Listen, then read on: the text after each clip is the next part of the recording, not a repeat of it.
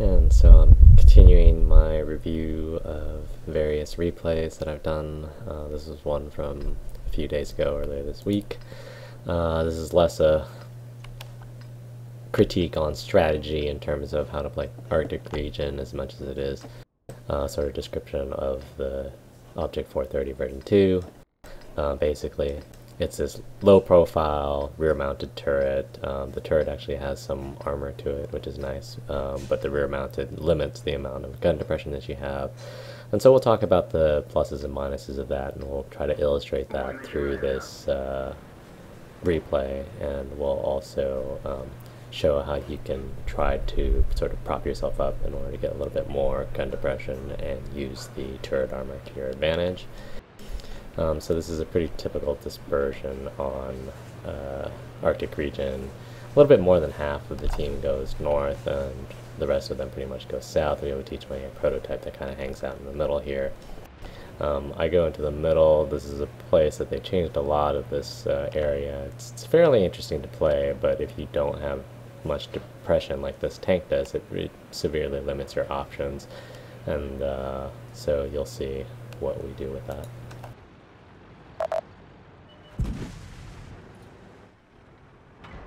And that's a fairly typical place to put a tank. There ends up, I think, being a few tanks over in this area. You can also come up through here to spot this ledge here, which is not a very good place to hide. But they don't have anybody up there. And then I see that we've got a lot of tanks on this north area. We're kind of staying in the base on this south area, which is fine, because if you stray too far out, it's really easy to get whacked. So I'm going to make my way across. I know that there's a Panther 2 there, and I want to see what else is there. Apparently there's a T-69 on that edge, and a T-28 Proto on this side.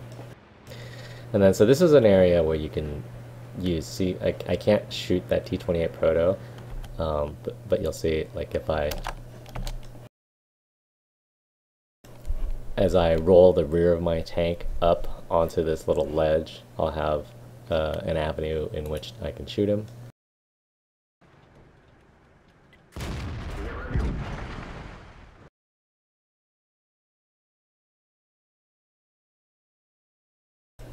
I can't, this is as far as I can zoom out, but basically, if I could zoom out further, you'd see that basically what he can shoot at is my turret and maybe a little bit back edge of my tank, but it's mostly just my turret.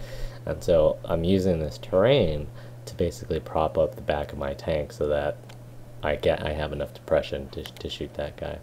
And then I'm not really in any danger from anything. Like, typically Artie is either back here or up here, or over here. In order to actually shoot me, he'd have to be like all the way over here, which, I mean, I guess technically he could shoot me here, but it would be a tough shot, and usually they're not that far forward that quickly. But we see that they're taking the south here, so that's something that we need to think about.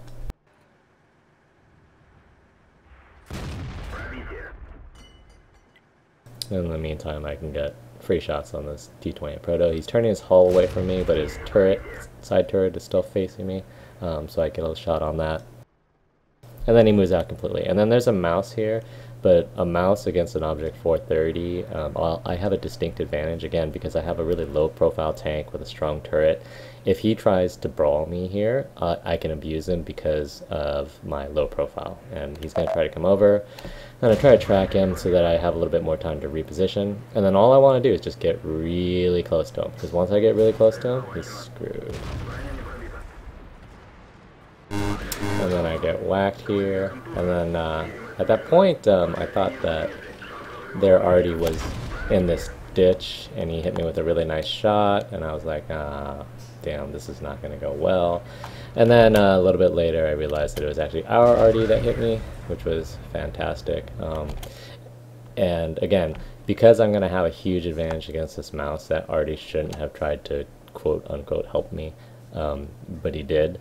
And the problem with that is that he's basically taking me down to one shot for a lot of these tanks in this match, which severely limits my options later. But you'll see how, like, all I have to do is stay close to this Maus, and he has very little chance of shooting me. And I think of the 3 or 4 shots that he takes at me, only one of them actually even hits my turret, and it doesn't pen, again, because largely he's going to be at a really sharp angle, and also the turret armor on this tank is relatively decent.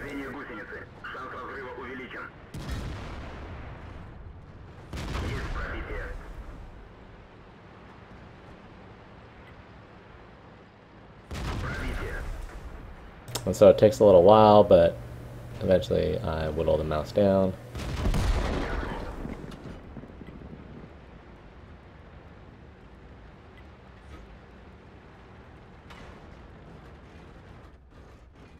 And then I think I was sitting here thinking about saying something to our artillery, but I decided not to. And then I wanted to see if I can help this E50. It's not that he's in a bad position, it's just that he's not being really effective. He's not, I guess you could say he's holding their guys there, but really, when we look at the map, right, we've won this west side, which we assumed to be the case once we saw that their dispersion was mostly south, but we see that we're probably going to lose over here, right, and this E50M, all he had to do was come back. Same thing with this 5120, he should be coming back right now, but neither of them do. But we have, you know, a nice little health lead at this point, so despite the fact that I lost, you know, almost 1300 damage to our arty, it looks like we're in pretty good shape. And then you'll see we've already squandered half of that lead in the time that it took me to drive halfway out of this ditch.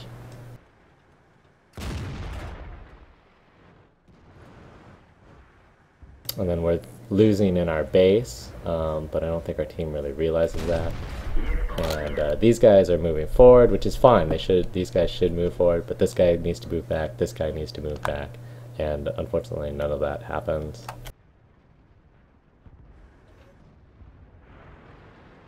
And so I move back, and just, you should always remember that winners defend. I mean, that's what this game is about. And even if you're the only guy to go back and you're in a one-shot tank, you got to do it. And so they sent their IS-4, he's one shot, and the Batchat's going to get him. And I just get set up here for the rest of these guys. But as it turns out, all of their guys went back. So they kind of messed us up. What they should have done is sent like 2 tanks up this way and then sent everybody else back. Which is like the opposite of what we did. Although you can't really fault them all for going back. It's better to go back than to not go back. But one of the ways that they could have won is if they killed this art. Like if that IS-4 killed that arty, it would have been very difficult for me to kill that IS-4 when I'm one shot and he's hull down. And so I think I go over here to try to get a shot. A lot of the middle of this map has changed, so I didn't know that you couldn't get a shot from over there. And then now, the other thing is that this makes it really easy for me, because now I have this sort of element of I just have to pull up behind them and get some shots so that I can track damage instead of actually kill tanks.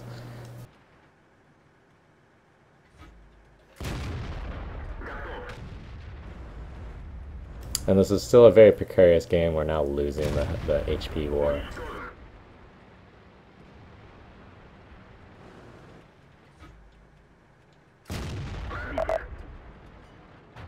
And then again, I can't be very aggressive here. I have to be as cautious as I can, because this E75 can very easily one-shot me with just an average roll. So I'm going to punish his tracks as much as possible here, for some reason.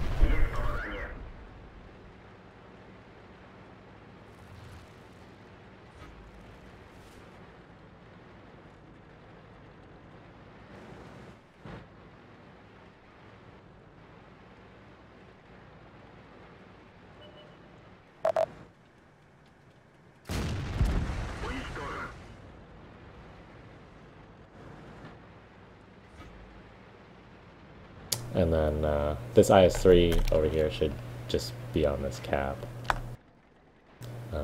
But he's not. And then this terrain doesn't really allow me to hull down against this JPE like it did over in that ditch. So there's nowhere that I can really do that. And I wouldn't necessarily want to do that against the JPE anyways, because it has like 300 average pen with an AP round, which can go right through my turret anyways.